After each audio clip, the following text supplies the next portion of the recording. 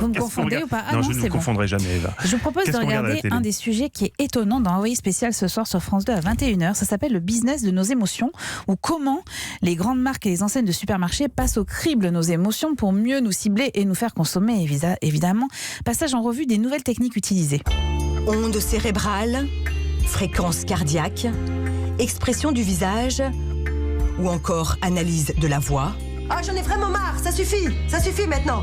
Ce sont les nouveaux outils d'un marketing qui veut tout savoir de vous avant que vous ne le sachiez vous-même.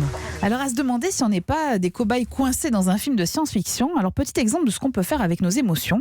Casque connecté sur le crâne, un vigneron va goûter un de ses vins et ce qui se passe dans son cerveau va dessiner une courbe en temps réel sur une tablette, une courbe qui est analysée par un scientifique. Tout ce qui est au-dessus de 10, c'est les émotions positives. Tout ce qui est en dessous de ce seuil de 10, c'est les émotions négatives. Donc là, vous êtes parti sur une expérience à 12.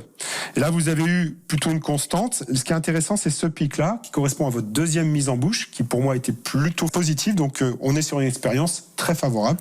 Heureusement, c'est son propre vin. Vous imaginez si la courbe avait dit le contraire.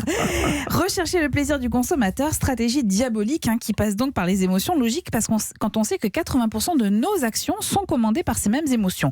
Alors positives évidemment, mais pas toujours. Et même en cas de colère, figurez-vous que les experts du marketing ne sont jamais très loin. Ça fait une dizaine d'années à peu près que dans les services clientèle, donc quand vous téléphonez pour vous plaindre de quelque chose ou pour demander un renseignement, si vous avez une voix qui est détectée par les algorithmes, donc par les machines, plus colérique qu'une autre personne, eh bien vous allez être prioritisé, c'est-à-dire que vous allez passer devant cette personne. Ah, donc il faut plutôt crier quand on appelle c'est un conseil qu'on peut donner, ouais. Ça, c'est incroyable, je l'ai remarqué personnellement. Oui, moi qui suis, vous le savez, un gentil garçon, j'ai Oui. remarqué que pour obtenir quelque chose, quand vous téléphonez à une hotline, il faut gueuler. Oui, Si vous êtes gentil, si vous êtes poli, ça ne marche jamais, vous patientez pendant des heures, on vous renvoie jamais au bon service. Et si vous gueulez très fort, tout à coup, tout s'active. En revanche, avec moi, ça marche pas. Donc vous n'êtes pas obligé de me hurler dessus. Vous savez quand on me Si, téléphone. avec vous, ça marche très très bien, Eva. En clair, dis-moi ce que tu ressens, je te dirai ce que je te vends.